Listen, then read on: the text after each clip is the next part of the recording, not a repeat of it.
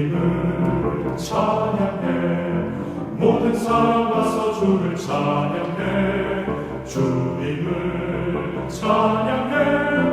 할렐루야. 주를 찬양하라. 주님을 나와서 찬양해. 모든 사람 와서 기뻐 찬양해. 7절에 보면 십자가에 못 박히고 제3일에 다시 살아나야 하리라 하셨느니라.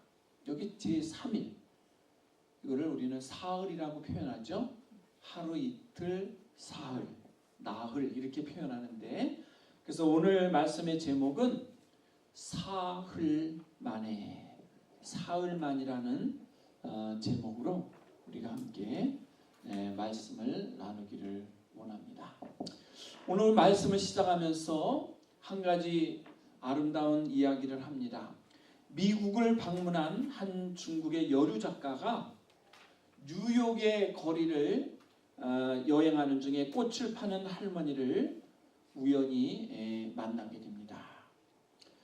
이 할머니는 아주 남루한 옷차림에다가 금방이라도 쓰러질 듯 나약한 모습이었지만은 얼굴은 온통 즐거운 표정으로 가득했습니다.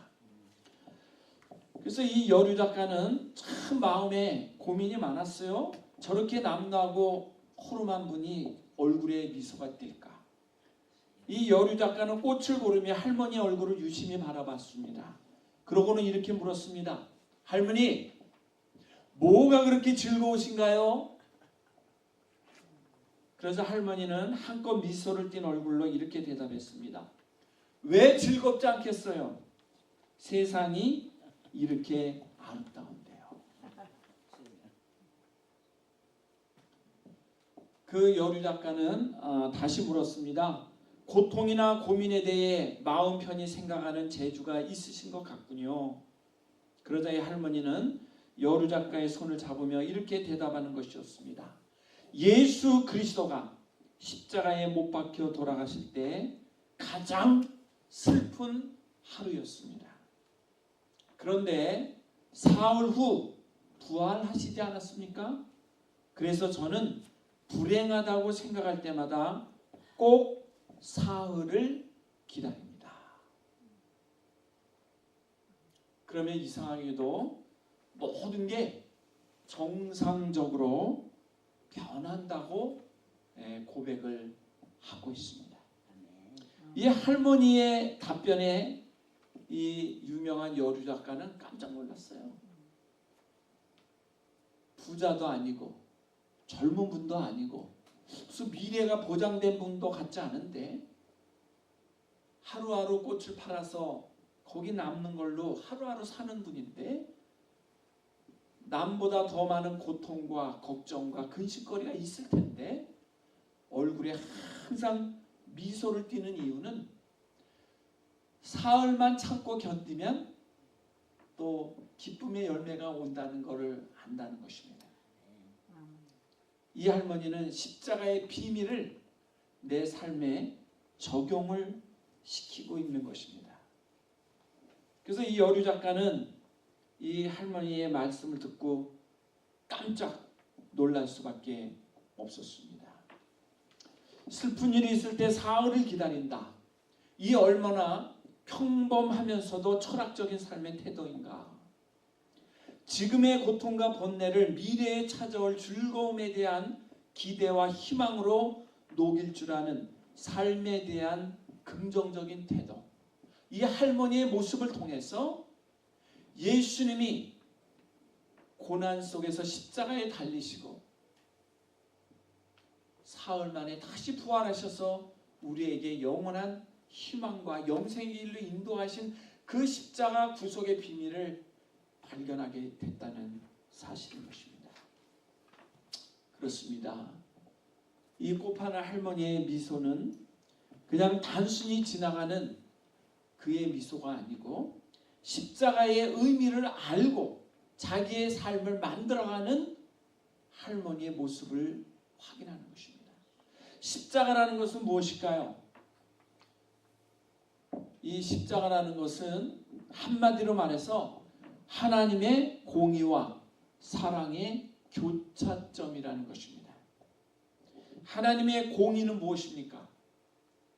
옳고 그름을 분명하게 해주시는 분. 죄는 가장 싫어하시고 죄의 대가를 물으시는 분. 그러나 회개하고 돌아올 때 그를 의롭다 여기고 사랑으로 품어주시는 분. 공의와 사랑을 함께 실천하시는 상징이 바로 십자가라고 말씀하는 것입니다. 우리는 지금 고난주간을 보내고 있습니다.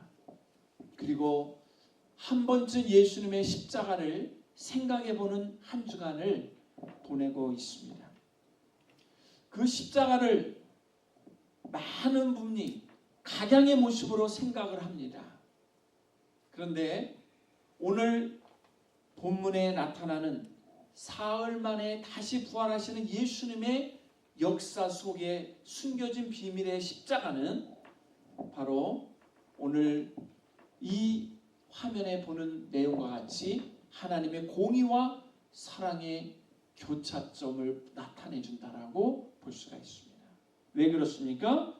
십자가는 예수님이 나의 십자가를 대신 지시는 사건이에요.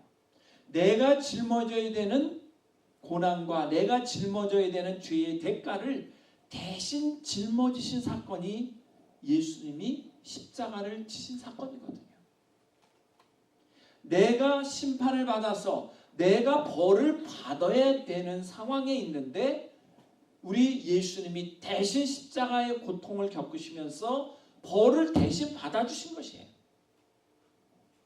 대속을 해주신 거예요.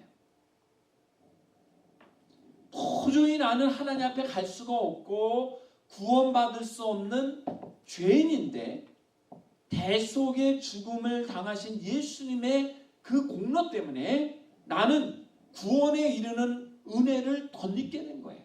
이게 바로 뭐예요? 이게 십자가의 참된 의미거든요. 그 십자가 안에는 공의와 사랑이 함께 담겨져 있는 것을 볼 수가 있습니다. 어떤 판사가 있었어요. 굉장히 능력 있고 오랜 경력을 갖고 유명해진 판사가 있었습니다. 근데 이 판사에게는 아들이 한 명 있었어요. 외아들이에요. 아들이 하나 있었어요. 근데 이 아들이 어느 날 자동차를 몰고 가다가 교통사고를 내고 말았습니다. 교통사고를 냈고 또 교통사고를 당한 쪽은 큰 부상을 입었어요. 결국 교통사고를 낸 이 판사의 아들이 법정에 서서 재판을 받게 됐습니다. 공교롭게도 법정에 와가지고 재판을 받으려고 딱 섰는데 그날 자기를 재판하는 판사가 자기 아버지예요. 그 순간 이 아들은 마음이 좀 당황스러우면서도 안도를 합니다. 왜? 아버지가 재판하니까 봐주겠지. 그래도 나에게 좀 유리하게 판결을 내주겠지. 이런 기대가 있었던 거죠. 그래서 이 아들은 우려 반 기대 반 속에서 판사인 아버지를 물끄러미 쳐다보면서 이제 재판을 받기 시작합니다. 그런데 웬일입니까? 아버지는 아들을 본 척도 안 해요. 그리고는 준엄하게 이제 재판을 시작합니다. 이제부터 재판을 시작하겠습니다. 피고의 이름을 말하시오. 아니 아버지가 왜 내 이름을 모르나?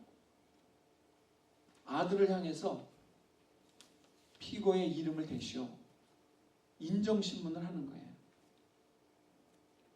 그러니까 이 철없는 아들이 거기서 이렇게 얘기합니다. 아버지, 저예요. 새삼 이름이 뭐냐고 물어봐요. 아, 아들이에요, 아들. 그리고 대묻는 거예요, 판사한테. 그러자 이 아버지는 들은 척도 안 하고 여기는 법정입니다. 사사로운 말은 하지 못합니다. 어서 피고의 이름을 대시오 하고서는 호통을 치는 거예요.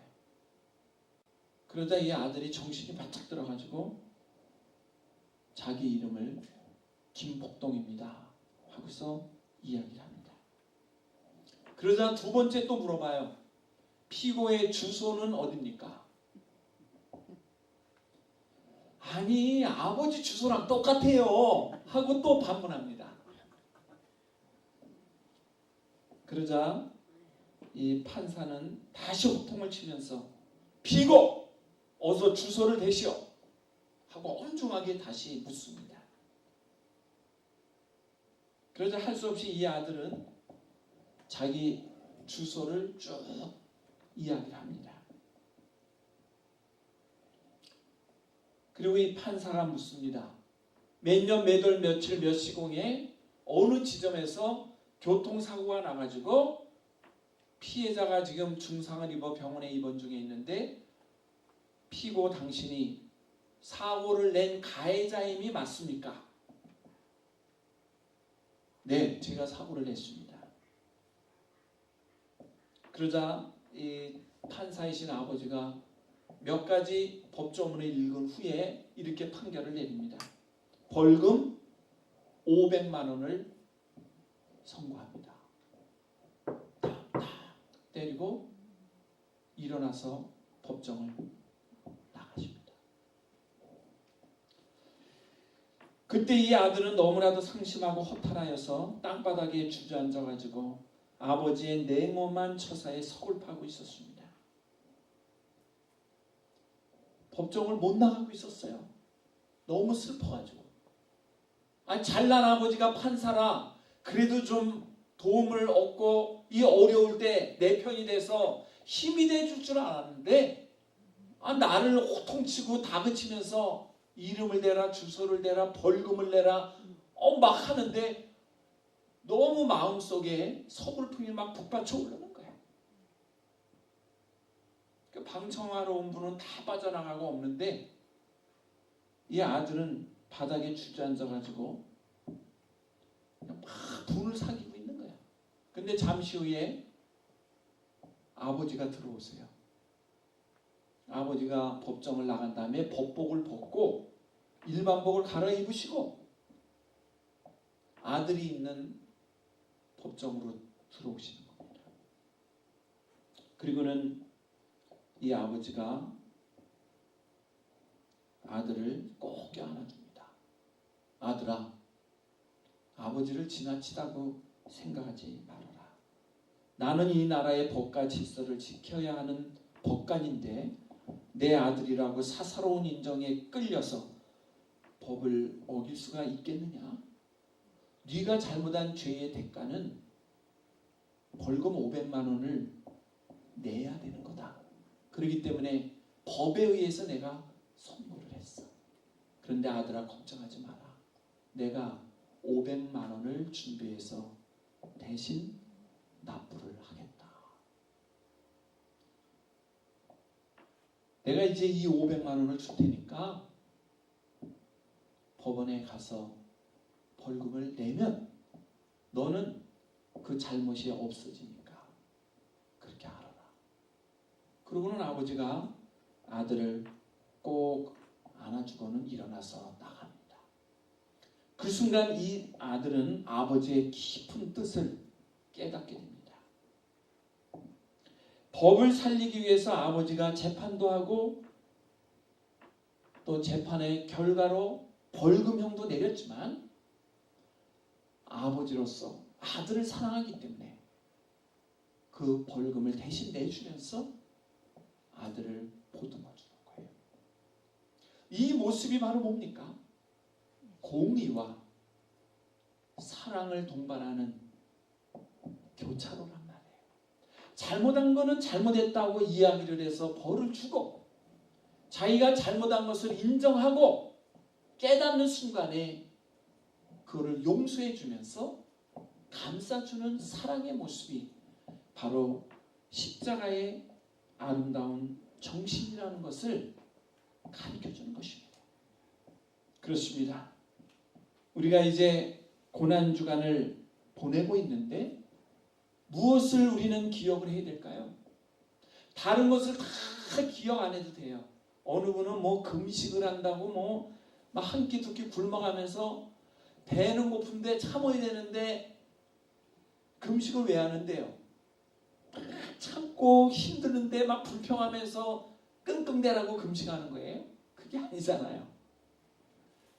고통 중에도 남을 원망하지 않고 남에게 모든 죄의 대가를 물리지 않고 조용히 고난을 견디며 십자가를 짊어지신 그 예수님의 십자가의 길을 조금이라도 동참한다는 의미로 나도 그 고난에 참여한다는 것이 뭐예요?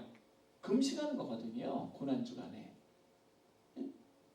또 성금요일에는 교회마다 행사를 많이 하지만 그 중에 나무로 만든 십자가를 하나씩을 주고 교인들이 그걸 짊어지고 이렇게 걸어가는 이런 또 행사들도 합니다. 아니 남의 귀한 집 아들이 왜 십자가를 짊어지고서 걸어다닙니까? 길거리를. 그 예수님의 고난을 요만큼이라도 한번 느껴보자고 하는 거잖아요. 그런 의미에서 하는 거예요. 내가 금식을 하는데 원망하고 불평한다면 금식하지 말고 두 그릇 먹는 게 나아요. 고난주간의 금식은 고난 중에도 많은 이들의 죄를 대속해야 되는 예수님이 참고 견디고 누군가를 원망하지 아니하고 끝까지 십자가를 짊어지심으로 인해서 그 고난의 뒤에 사흘 만에 나타난 열매가 부활이요.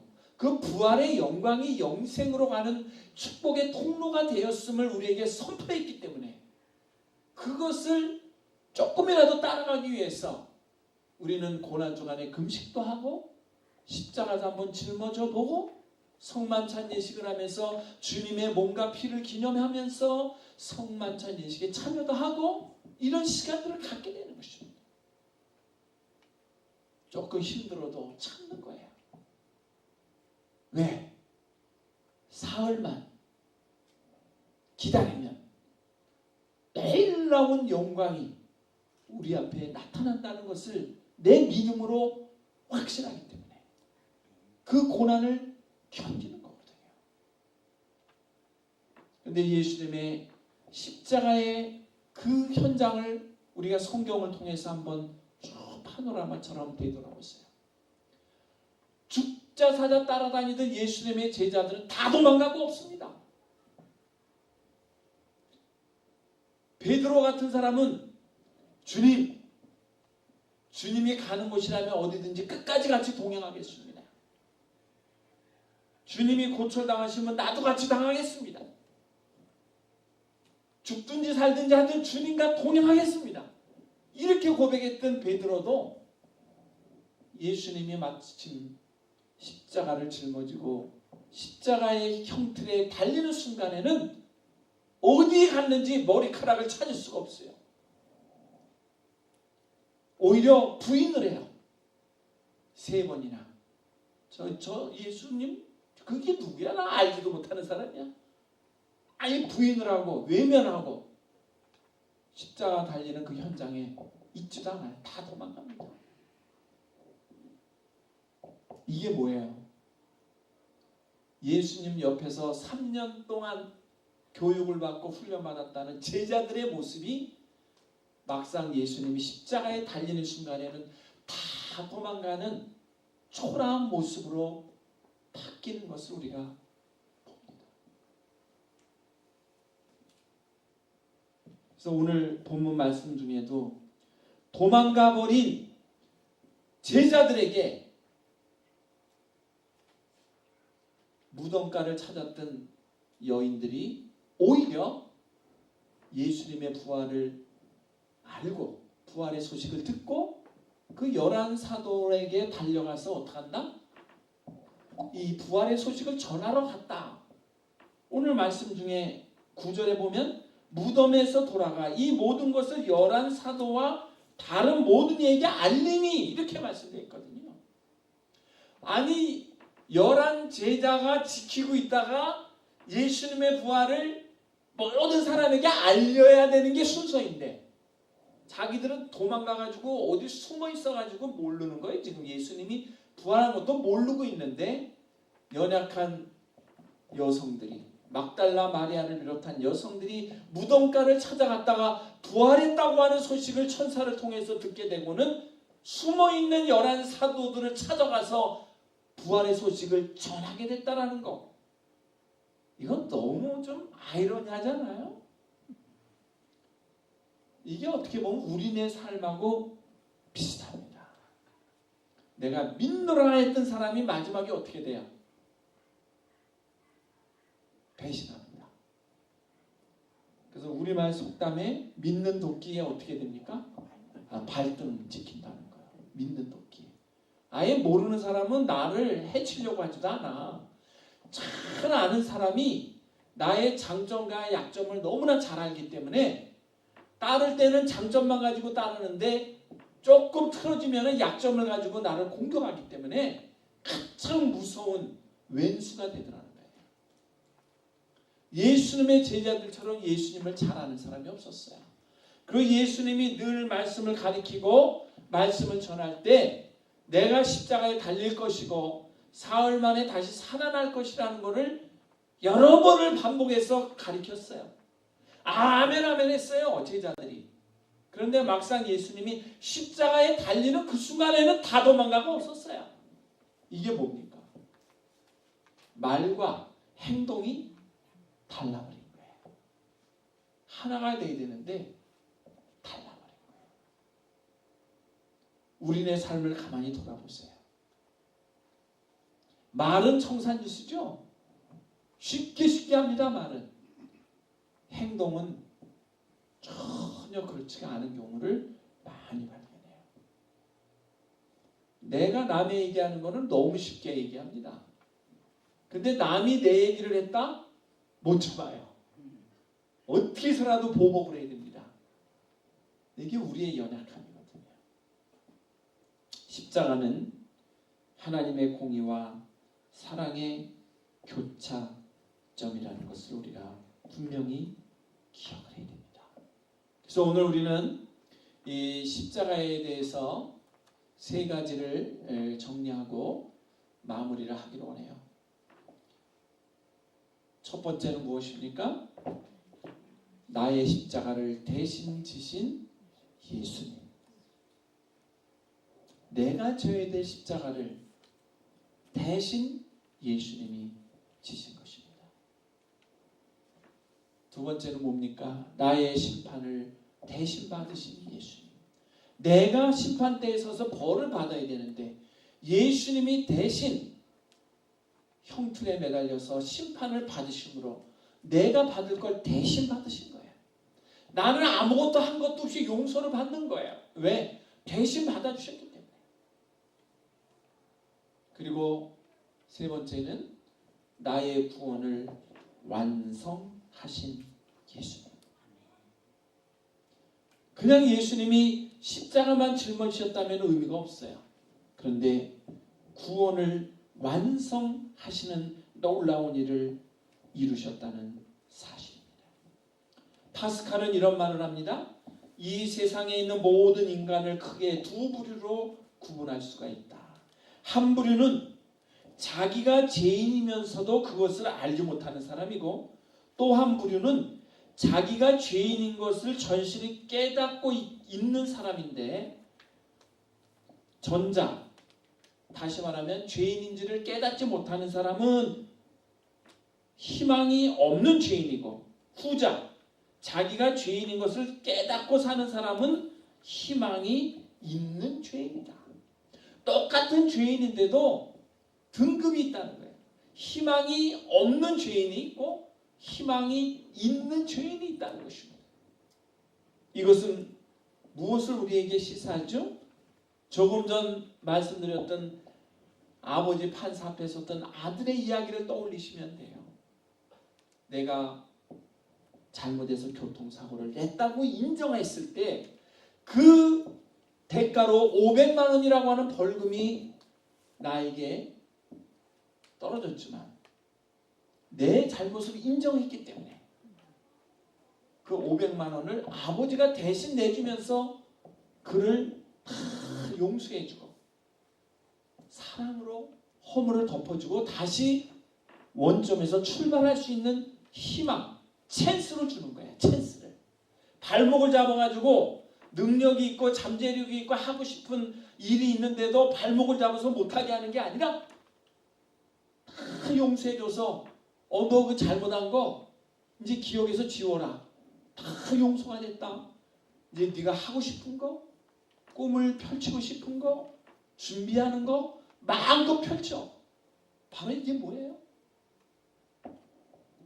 나의 죄를 대신 감당해 주시고 사랑으로 구원을 완성시키시며 새 삶을 살도록 나의 스타트라인에서 출발하고 신호를 내주시는 그 하나님의 은혜란 말이에요.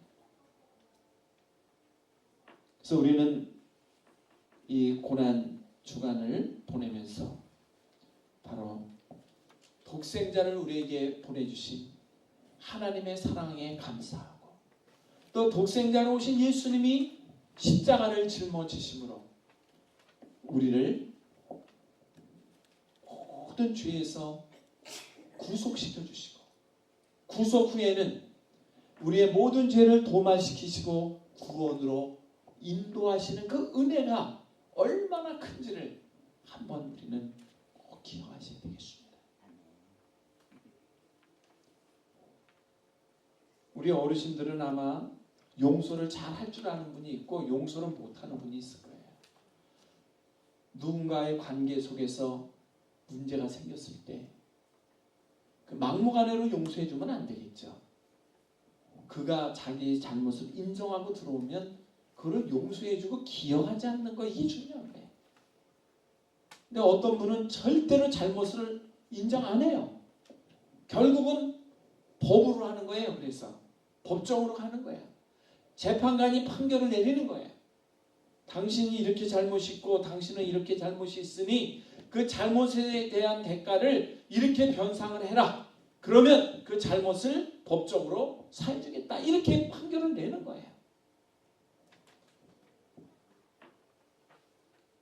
법정에 가기 전에 나의 잘못을 인정할 줄 알 때 하나님께 용서를 잊고 사람에게 용서를 받을 때 우리는 다시 스타트 라인에서 출발할 수 있는 은혜를 허락하시는 것이 바로 십자가의 정신이에요. 그래서 우리는 이 십자가의 정신을 갖고 살아야 돼요. 이 십자가의 정신은 얼마나 고통스러운 걸까요? 이 십자가의 형을 받은 사람의 고통은 우리 어르신들이 직간접적으로 들어서 알잖아요.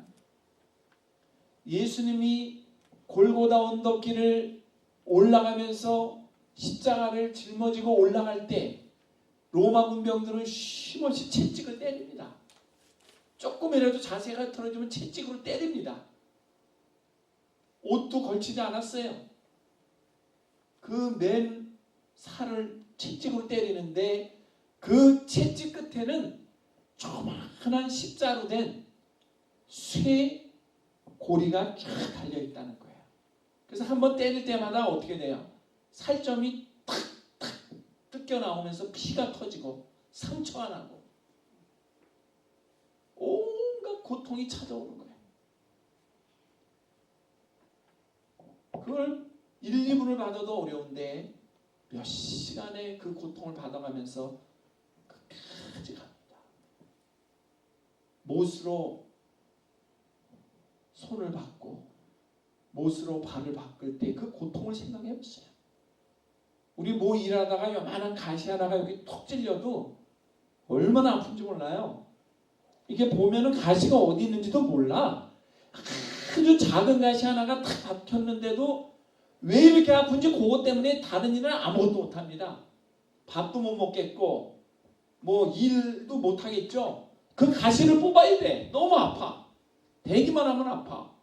근데 이 가시가 얼마나 작은지 보이지도 않아. 박히게 박혔는데.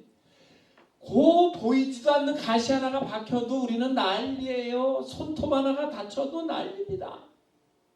온몸이 찢기고 손가발에 못이 박히고 옆구리에 창에 찔려서 피가 쏟아지는 그 고통을 생각해 보세요. 우리가 감당하기 어려운 고통 아니겠습니까? 그럼에도 예수님은 그 고통을 감내하시고 이겨나가신 이유는 하나예요. 모든 인류의 죄를 대속해야 된다는 그 사랑, 넓은 사랑 하나 때문에 그것을 견디고 나가시는 거예요. 입에는 괴사가 없다 그랬어요. 누구를 원망하지 않아요. 죄 없으신 분이 극형을 당하는데 원망이 없어요. 괴사가 없다 그랬어요. 그게 바로 뭡니까? 자식을 품고 이 자식의 잘못을 내가 다 감당했다는 어머니의 희생과 살신성인의 정신과 비슷한 거 아닙니까? 그 십자가의 정신을 갖고 우리는 이 고난주간을 보내면서 하나님이 세상을 이처럼 사랑하사 독생자를 주셨으니 누구든지 저를 믿는 자마다 멸망치 않고 영생을 얻으리라. 이 말씀을 내 마음판에 새기고 주의 십자가의 길을 묵묵히 걸어가시는 이번 주간, 특별히 고난주간의 아름다운 열매들이 우리 마음속에 맺혀지기를 축원합니다.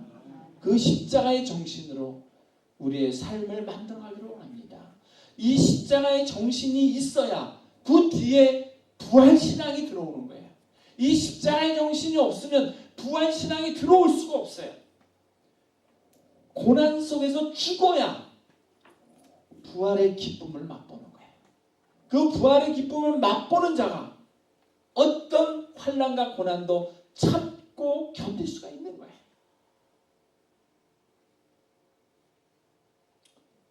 그래서 한국에서는 남자들에게 이런 얘기합니다. 이 녀석이 군대를 갔다 와야지 철나지, 이게 남자 녀석이 돼가지고 이게 뭐야, 못질도 하나 못하고 뭐 쌀가마니 하나 날르라 그러면 쩔쩔매고 그것도 못 날르고 뭐 하는 거야.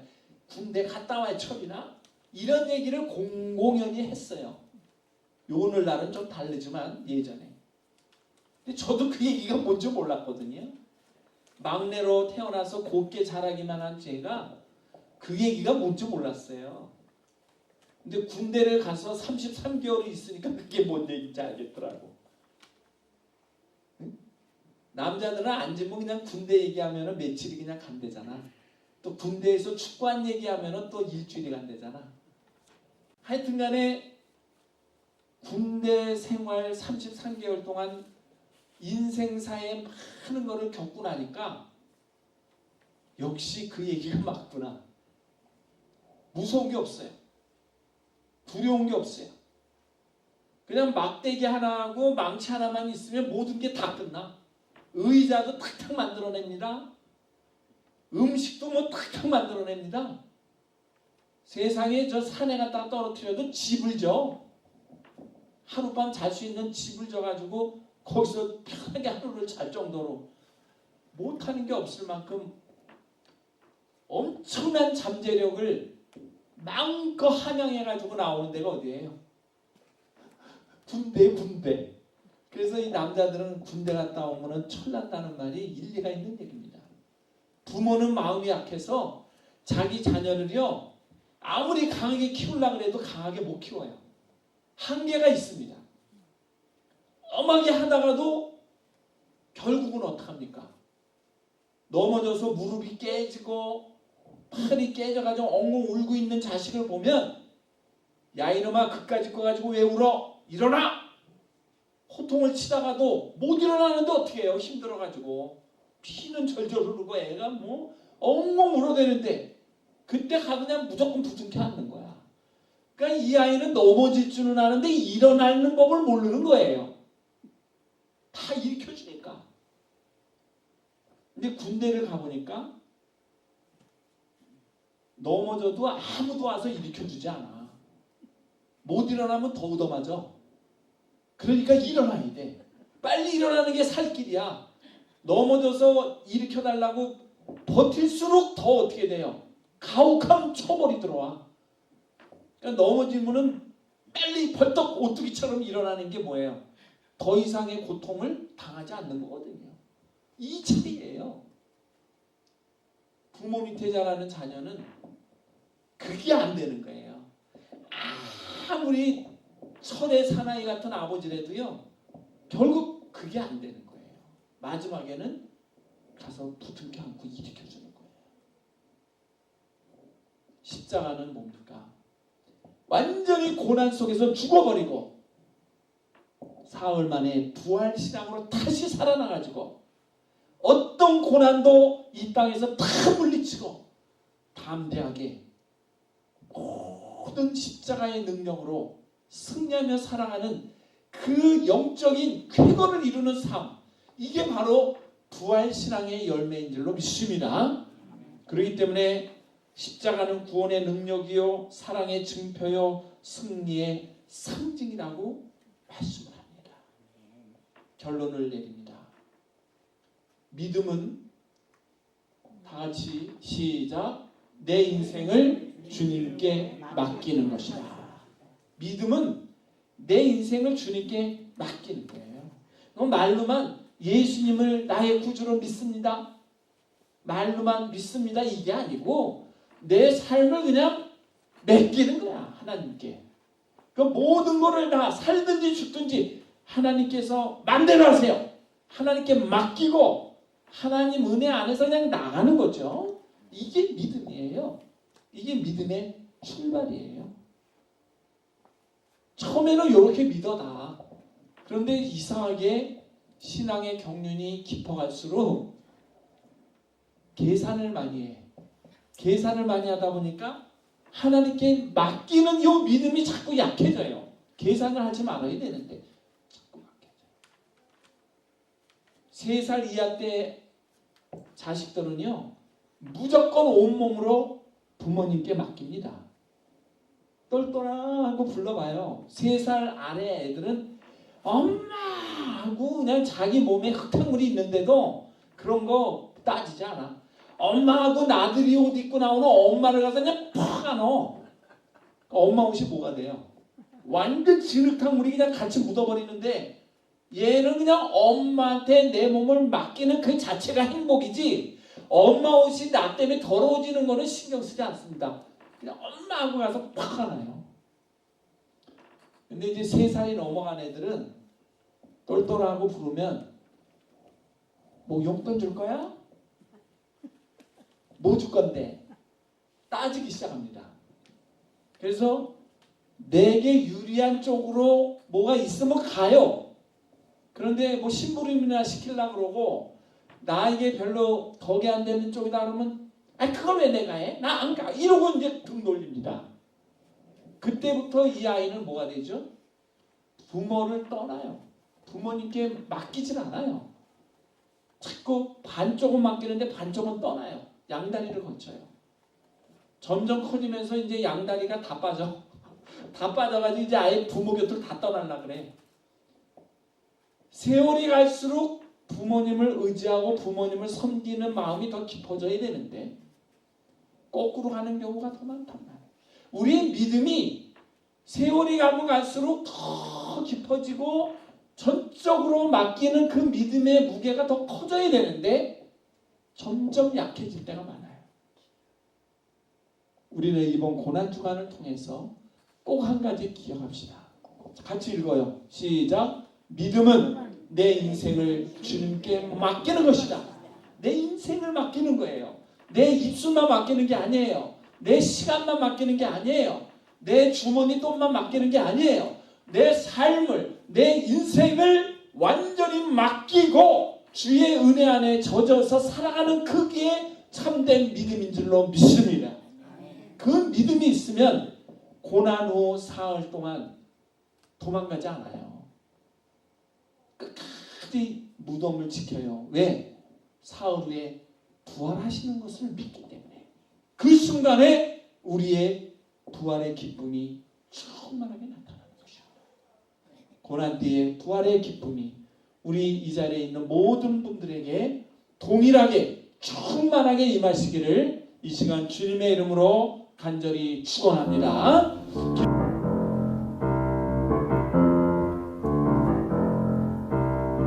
주님을 찬양해 모든 사람 와서 주를 찬양해 주